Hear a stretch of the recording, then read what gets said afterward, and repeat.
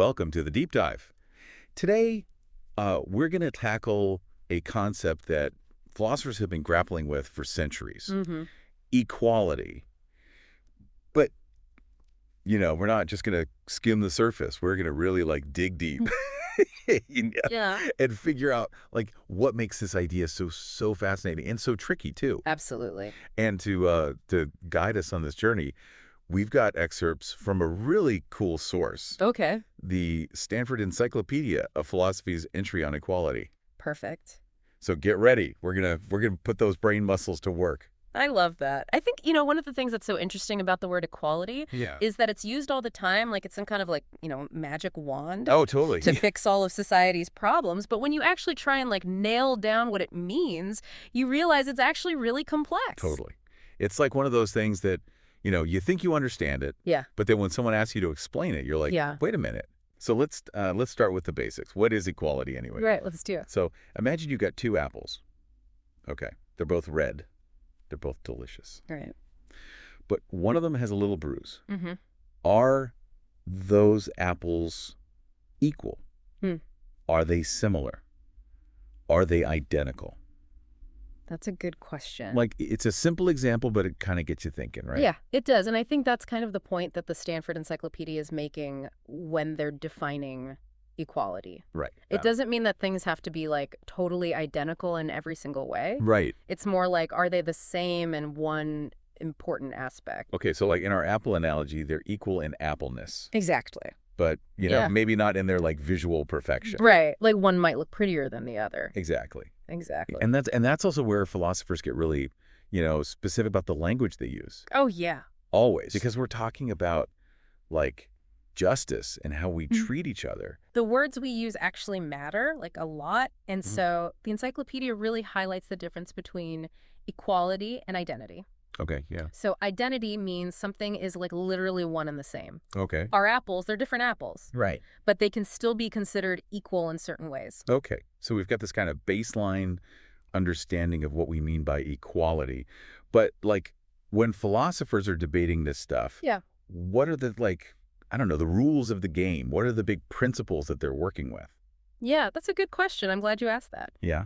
According to the Stanford Encyclopedia, there are 3 major principles that kind of guide these debates. Okay. We've got formal equality, proportional equality, and moral equality. Wow. Okay. Let's break those down one by one. Yeah, let's do it. Starting with formal equality. That sounds, pretty straightforward. Yeah, it does, kind of on the surface, Right. right? Hmm. Basically, it means treating cases alike. Okay. Yeah, that makes sense. But, as you can imagine, it can get pretty complicated pretty fast. I can imagine. I mean, what makes a case alike? Where do you draw the line? Yeah, that's the question, isn't it? It really all comes down to, what criteria you're using to judge that similarity. Right. And those criteria can be influenced by all kinds of things, like social norms, cultural values, even our own personal biases can creep in. Oh, for sure. So, for example, if we're talking about equal access to education, Yeah. what makes 2 students alike in a relevant way? Right. Is it their socioeconomic background? Is it their academic potential, their age? Yeah. It gets tricky really fast. So formal equality is not as simple as it sounds. Not at all, no. Okay, well, let's move on to principle number 2 then. Okay. Proportional equality. Now, this one brings Aristotle into the mix. It does, yes. Aristotle was a big proponent of this idea. Right. He argued that treatment should be proportional to what someone deserves or what they've earned. It's all about finding the right balance. But see, that's where things get really interesting, because that whole idea of what someone deserves, Right. that could be used to justify inequality too. Absolutely. If you believe that people with certain skills or social status, they deserve more, well, you could see how that could go sideways. Yeah, definitely. Proportional equality isn't inherently egalitarian. Right. It all comes down to how you define deserving. Right. And what criteria you're using to measure it, right? Is it based on effort, talent, social contribution? Yeah. There's just so much debate around that. It really gets you thinking. You know what? Listeners, pop quiz time. Okay. Think about a recent situation, where you saw this idea of proportional equality in action. Mm-hmm. What were the criteria being used? Was it fair? Ooh, good question. Yeah, head to our social media. Let us know what you think. But let's move on to the third and arguably the most influential of these principles, moral equality. Okay, yeah. This is a big one. This is really the cornerstone of like modern egalitarianism. Okay. It's the idea that every single person, no matter their differences, Yeah. they just have this inherent dignity Yeah. and they deserve equal respect. And that's not just some fluffy philosophical ideal. No. This has real-world roots, like historical movements, events. Right, you're thinking like the Enlightenment, the fight for human rights, Yeah. Dismantling systems like slavery and segregation. Right. These are all grounded in this fundamental belief in moral equality. So even if people differ in their abilities, achievements, social standing, Yeah. there's still this core worth Yeah, that demands equal respect. I mean, that's powerful stuff. it is. But here's the thing, right? Yeah. Agreeing that everyone deserves respect, that's one thing. Yeah. But does that automatically mean that everyone gets the same things? No. Same opportunities, same outcomes? Yeah. I have a feeling that this is where things get even more complicated. You're telling me that's where the real debate starts. Because there are so many different ways to interpret what equal treatment actually looks like in practice. Right. Like how do you even begin to put that into action? Exactly. Yeah. And that's what we're going to get into. So the Stanford Encyclopedia, they actually call these different interpretations, they call them currencies of equality. She's okay. It's like imagine you've got different tools in your toolbox. Oh, yeah. You pick the right tool depending on the job you're trying to do. So we're not just dealing with apples anymore. We've got a whole hardware store of equality concepts to work with. Exactly. And maybe the simplest one to start with is it's called simple equality in the encyclopedia. Simple equality. The Yeah. idea is everyone gets the same exact amount of everything. Okay. Sounds pretty fair on the surface, right? I mean, yeah, in theory. But in reality, I feel like that's about as practical as trying to make everyone wear the same size shoes. Right. Like, what about people who have different needs? Yeah. What about people who contribute more? It doesn't seem very realistic. No, it's not very realistic. Simple equality really ignores individual circumstances and needs. Right. And it could even discourage people from, working hard or being innovative. Yeah, like why bother if everyone's getting the same reward no matter what? Right. Exactly. Okay, so simple equality is probably off the table. What other tools are in this philosophical toolbox? Well, there's libertarianism. Libertarianism. And that takes kind of a more hands-off approach. Okay. It's all about individual liberty, property rights, Mm-hmm. less concerned with redistributing wealth. So basically, you're on your own. Sink or swim. Yeah, kind of. But what about people who are born with disadvantages? Right. People who never really even get a fair shot. Does libertarianism address those issues? That's one of the big critiques of libertarianism. Okay. It can lead to pretty significant inequalities if you're not, acknowledging those systemic disadvantages and trying to level the playing field. Right. Okay, so maybe libertarianism isn't perfect either. It's got its pros and cons. What about utilitarianism? Utilitarianism. The whole greatest happiness for the greatest number. Yeah. That sounds pretty appealing at first. I mean, on the surface, sure, it sounds great. But, when it comes to equality, utilitarianism, it's got its own issues. Okay. Remember, the core principle is maximizing overall happiness. Right. But what if the majority's happiness, comes at the expense of a minority group? Yeah, that's a tough one. So you're saying, if most people wanted to see a certain group suffer, utilitarianism might be okay with that. It does raise some concerns about, protecting individual rights. Yeah. Preventing the tyranny of the majority. Right. You got to be really careful how you apply that principle. Exactly. You have to consider the inherent dignity of every person. Okay. So utilitarianism's got its limits, too. What about welfare equality? Welfare equality. This idea of everyone having the same level of well-being. Yeah, that sounds pretty good in theory, right? Mm-hmm. The problem is well-being is subjective. It's really hard to measure. Yeah. And what makes one person happy might not do it for someone else. Right. And then there's also, the issue of people with expensive tastes. Oh, yeah. Right?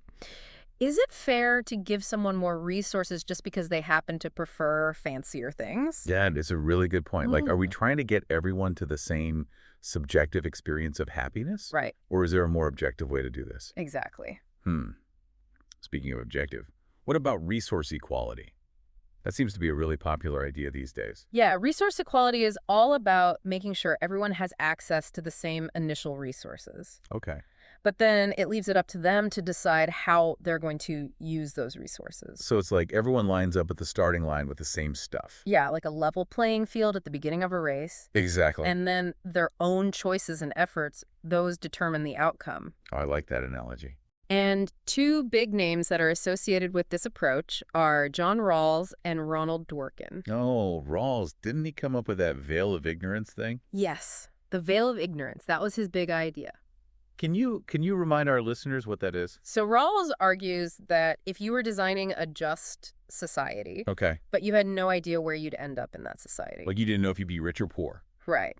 You didn't know your wealth, your talents, your social status. Okay. You would naturally choose a system that protected even the least advantaged. Makes sense. And that's what he calls the difference principle. So inequality is okay as long as it benefits the people at the very bottom. Yeah, it's kind of like a built-in safety net. Right. So no one falls too far behind. Exactly. Dworkin takes a slightly different tack. He talks about this like hypothetical auction where everyone starts with equal bidding power Okay. and they use it to acquire resources. So it's like a free market, but with an actual level playing field at the beginning. Yeah, that's a good way to put it. I like that. But this whole conversation about resources, it raises another question for me. Okay. What about the people who, through no fault of their own, can't even compete on that level playing field? Right. Like folks who are born with disabilities, for example. That's where luck egalitarianism comes in. Luck egalitarianism. It aims to kind of compensate for disadvantages that are outside of a person's control. So like someone who's born with a disability might get extra support to help them overcome those challenges. Yeah, exactly. But how do you decide what counts as like bad luck Right. versus personal responsibility? That seems really, really tricky. It is. It is. That's one of the ongoing debates within luck egalitarianism. Figuring out where that line is. Exactly where you draw that line. You know what? I'm noticing a pattern here. Yeah. It seems like every approach we've talked about, Yeah. it's got strengths and weaknesses. Right. And there's always going to be those like gray areas, those tricky situations. Mhm. Is there any approach that tries to take a more like holistic view? There is. Okay. The Stanford Encyclopedia talks about what's called the capabilities approach. The capabilities approach. It shifts the focus from just resources to what people can actually do with those resources. Oh, okay. So the goal is to ensure that everyone has the capability to live a fulfilling life, no matter their circumstances. So it's not just about having a wheelchair. It's about being able to access buildings, Yeah. participate in the workforce, Exactly. like really engage with society, Yeah. It's about creating a world where everyone can thrive. not just survive. I love that. It's about recognizing that true equality, it goes beyond material stuff. Yeah. It's about empowering individuals to reach their full potential. Yeah, that's a great way to put it. But it makes me wonder, like we've been talking about equality within a specific society. Yeah. But do these ideas apply to everyone in the world? What about future generations? Do we have a responsibility to ensure equality for people beyond our borders, beyond our lifetimes even? Those are big questions, like really big. Yeah. And they kind of take us into some mind-bending philosophical territory. Yeah, for sure. The Stanford Encyclopedia, they touch on these issues when they talk about global justice and intergenerational justice. Right, right. It's like we're expanding that definition of equality beyond just our immediate circles. Yeah. Do we have obligations to people in other countries, to generations that haven't even been born yet? The whole other layer, right? It makes you realize how interconnected everything is. It really does, yeah. But let's come back to the core concept for a minute. Okay.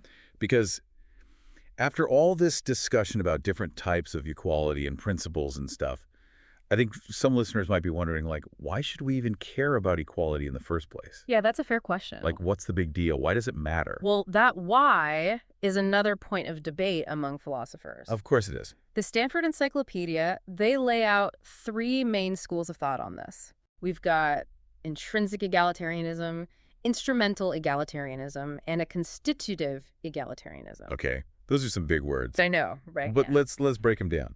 Starting with intrinsic egalitarianism. Okay. What's the main idea there? So intrinsic egalitarians, they believe that equality is just inherently valuable, like in and of itself.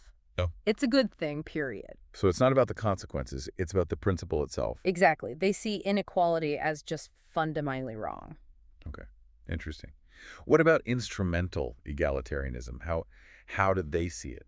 Instrumental egalitarians, they see equality as more of a means to an end. Okay. They argue that it leads to other good things like greater social stability, economic growth, maybe even more individual freedom. So it's good because it produces good outcomes. Yeah, you could kind of think of it as like a utilitarian perspective on equality. Okay. Yeah. Okay. And finally we've got constitutive egalitarianism. Yeah, this one's interesting. What's the core idea there? So, for constitutive egalitarians, they basically believe that equality is justice. Okay. It's all about treating everyone with that equal respect and concern. It's built into the very fabric of a just society. So for them, it's not just one value among many. Right. It's the defining feature, like the foundation. Wow.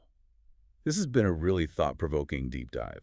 We've covered so much ground, different types of equality, philosophical principles, ethical implications. Yeah, it's amazing how one little word can spark so much discussion. It really is. It really shows you the power of philosophy to challenge those assumptions and make us think deeper. Absolutely. So to our listeners out there, as you go about your day, we challenge you to kind of think about these different currencies of equality that we talked about. Yeah, think about the ones that resonate with you. Think about where you see them playing out in your own life. Yeah. And maybe even more importantly, where do you see inequality? Where is it still a problem? What kind of equality is missing in those situations?